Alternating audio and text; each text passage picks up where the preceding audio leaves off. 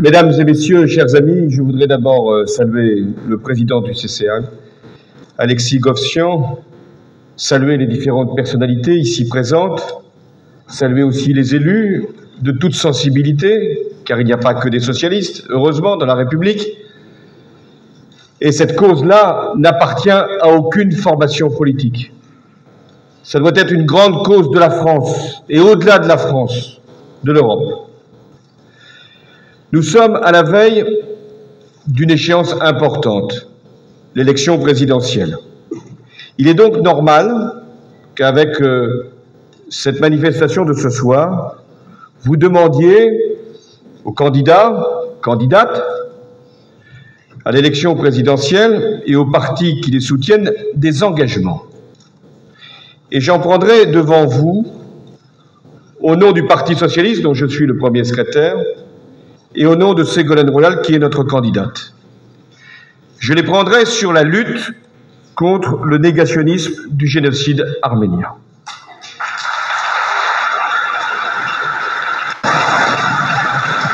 Rappelez d'abord les actes que nous avons posés ensemble sur la reconnaissance du génocide arménien lui-même. Les socialistes, et je m'honore d'être de ce point de vue leur continuateur, les socialistes se sont toujours engagés du côté de la vérité historique et donc du côté des Arméniens. De Jean Jaurès, depuis, hélas, les premiers massacres d'Arméniens dans la région de Sassoun, dans les années 1894-1896, déjà le grand Jaurès, aujourd'hui salué par tous, tant mieux, eh bien le grand Jaurès avait, là encore, été le premier dans la République à évoquer ces massacres et cette tragédie. Je n'oublie pas non plus, plusieurs décennies après, ce que fut la parole de François Mitterrand, aussitôt élu président de la République, qui fut le premier chef d'État à parler, seulement parler, me direz-vous, de la reconnaissance du génocide arménien. Et puis, il y eut le gouvernement de Lionel Jospin, qui accepta, et ce ne fut pas facile, j'en fus un témoin et un acteur, mais qui accepta courageusement, enfin, de laisser la proposition de loi voter. Et donc, c'est sous cette législature, le 29 janvier 2001, que la proposition socialiste fut enfin votée à la quasi-unanimité par le Parlement français. Elle ne comprenait qu'un seul article, une seule phrase. Une phrase dont la simplicité témoignait mal de l'horreur du drame qu'elle évoquait et des difficultés qu'il avait fallu surmonter pour arriver à cette évidence, c'est-à-dire la reconnaissance du génocide arménien. La France avait enfin redonné sa dignité au peuple arménien, mais la France aussi s'était rendue digne en procédant à cette reconnaissance.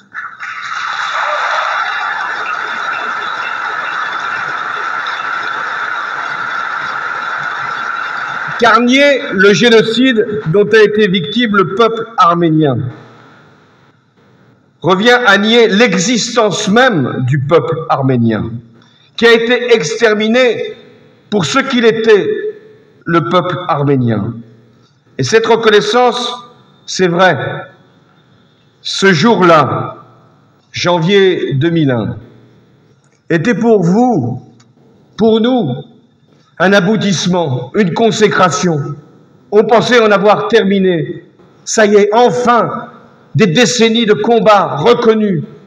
Enfin, cette quête de dignité obtenue. Enfin, un Parlement. Et c'est vrai, la France fut l'un des premiers pays à porter reconnaissance. Enfin, un Parlement qui votait ce texte. Vous l'aviez tellement exigé, demandé, réclamé. On vous avait fait tellement de promesses. Et puis là, ça y est, vous aviez cette fierté de voir votre pays de voir vos élus reconnaître le génocide arménien. Et pourtant, il a fallu des événements graves, des agressions dramatiques, des déclarations infamantes pour que nous prenions la mesure de ce qu'est le négationnisme.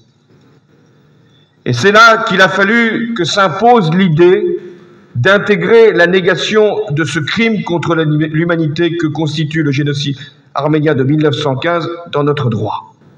Et c'est ce que avait déjà posé la loi Guesso de 1990 à propos de la contestation des crimes contre l'humanité. Mais 1990, la reconnaissance du génocide arménien n'avait pas été faite par la République.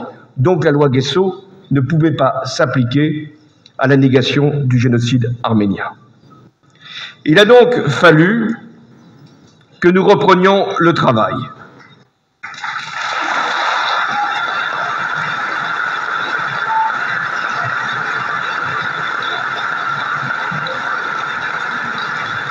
Je vais donc prouver mon ouverture républicaine en saluant l'arrivée de Patrick Devedjian.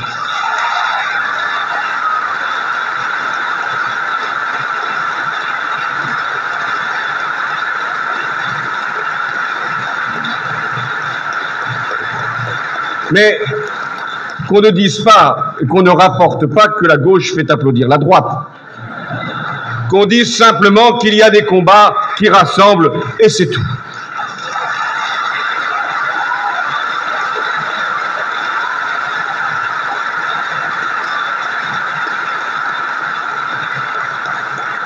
Mais je disais, il a fallu que nous reprenions les uns et les autres l'initiative. Dès lors qu'il y avait négation, dès lors que cette négation du génocide du peuple arménien était sans sanction, il fallait qu'il y ait un complément à la loi Guesso. Vous demandiez, vous exigiez même des groupes parlementaires qu'ils prennent l'initiative. C'est ce que le groupe socialiste a fait et j'en avais pris l'engagement lors de l'un de vos rassemblements. Une première fois, au printemps 2006, nous avions déposé cette proposition, elle était enfin discutée, vous étiez nombreux dans les tribunes réservées au public, le débat s'engageait, il traînait en longueur, et d'un seul coup, il s'arrêta. Et précisément au moment du vote, parce que, nous disait-on, la majorité était divisée là-dessus.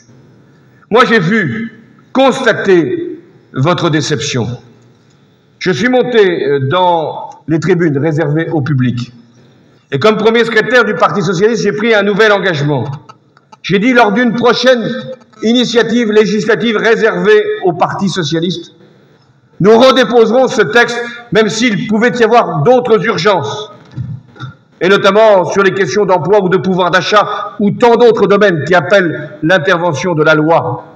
Eh bien, nous avons dit non, nous n'en avons pas beaucoup de ce qu'on appelle des niches parlementaires, mais celle-là sera de nouveau réservée à notre proposition sanctionnant la négation du génocide arménien.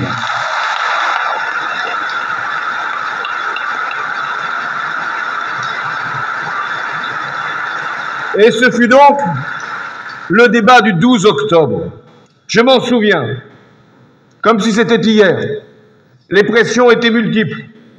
D'abord celle du gouvernement de la Turquie, menaçant, disant même que certains contrats pouvaient être suspendus, voire annulés.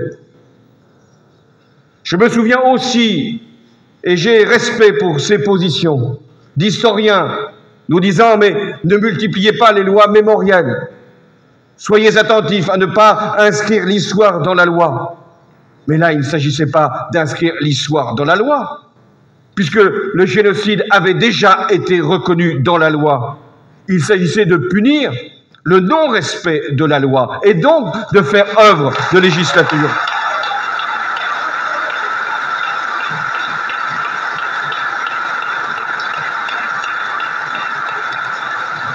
Je me souviens aussi, mais je ne vais pas insister là-dessus, de la résistance du gouvernement de l'époque, qui doit être d'ailleurs le même gouvernement qu'aujourd'hui. Pas forcément le même gouvernement pour demain, mais nous verrons bien cela le moment venu.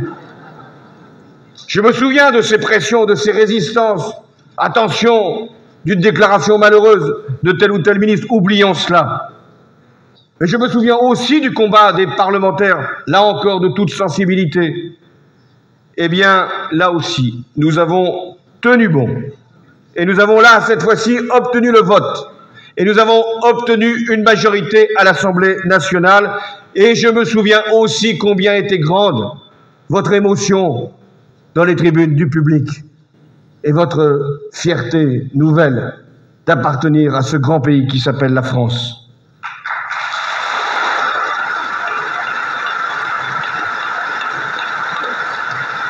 Alors vous vous êtes dit une nouvelle fois, on en a terminé.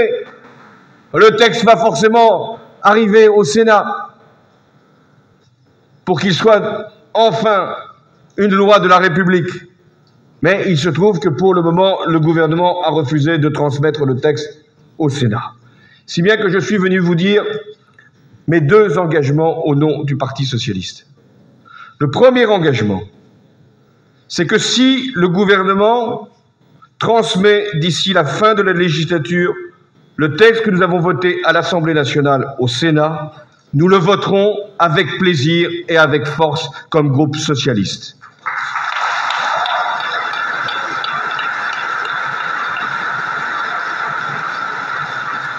Et si même on nous y autorise, nous pouvons déposer par un sénateur socialiste ce texte pour qu'il puisse être voté dans les mêmes termes par la Haute Assemblée et devenir, là encore, une loi de la République. Mais si le texte n'est pas transmis d'ici la fin de la législature, je prends l'engagement au nom du Parti socialiste que si les électeurs nous donnent la capacité d'agir au printemps prochain, le gouvernement qui sera issu des élections transmettra le texte au Sénat dès l'automne 2007, afin que le Sénat soit mis devant sa responsabilité de le voter. Voilà pourquoi, ici ce soir, il faut non pas donner une promesse, non pas simplement poser un engagement. Il faut s'inscrire dans une démarche cohérente. La nôtre, elle est simple. Il faut aller au-delà de la reconnaissance du génocide.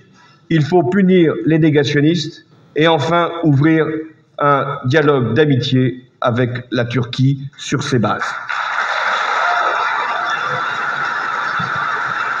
Je veux terminer en vous disant qu'une fois que nous en aurons, nous, ici en France, terminé avec le texte dont nous parlons, que nous l'aurons fait voter, eh bien, il faudra élargir le combat au niveau européen. Le Parlement de Strasbourg, en ce moment même, est appelé à débattre, et à juste raison, de la sanction pénale contre le négationnisme. Je propose d'élargir cette résolution, aujourd'hui essentiellement concentrée sur la Shoah, à l'ensemble des génocides et donc au génocide arménien, ce qui suppose que le Parlement européen reconnaisse lui aussi le génocide arménien.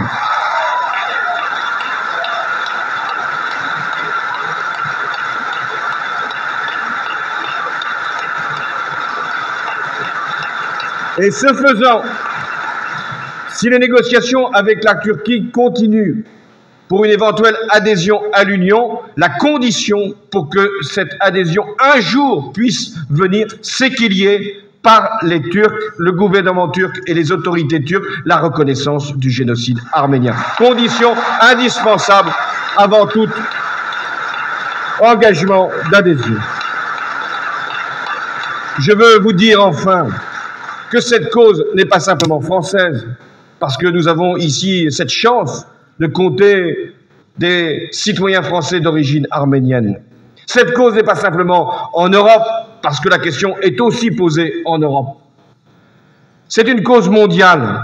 Et moi, je me félicite que les démocrates américains, oui, ceux qui ont la majorité aujourd'hui au Congrès, sont prêts, eux aussi, à s'engager dans ce processus de reconnaissance du génocide arménien que l'administration Bush n'a jamais voulu engager. C'est un combat mondial.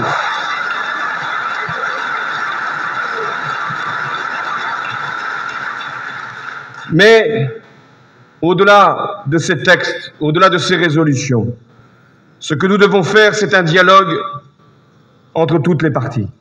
Je suis favorable, bien sûr, à ce qu'il y ait un dialogue arméno-turc, mais fondé simplement sur la vérité historique. Mais la démarche qui doit être la nôtre, qui est la vôtre, ce n'est pas simplement une volonté de punir, pas les Turcs d'aujourd'hui, qui eux-mêmes ne sont responsables de rien, et pour lesquels nous avons amitié, considération et respect. Mais il ne peut pas y avoir de paix, de réconciliation, de partage de valeurs communes si un peuple est nié en tant que tel. Et voilà pourquoi notre démarche, votre démarche, doit être une démarche de paix, une démarche de réconciliation, une démarche d'ouverture.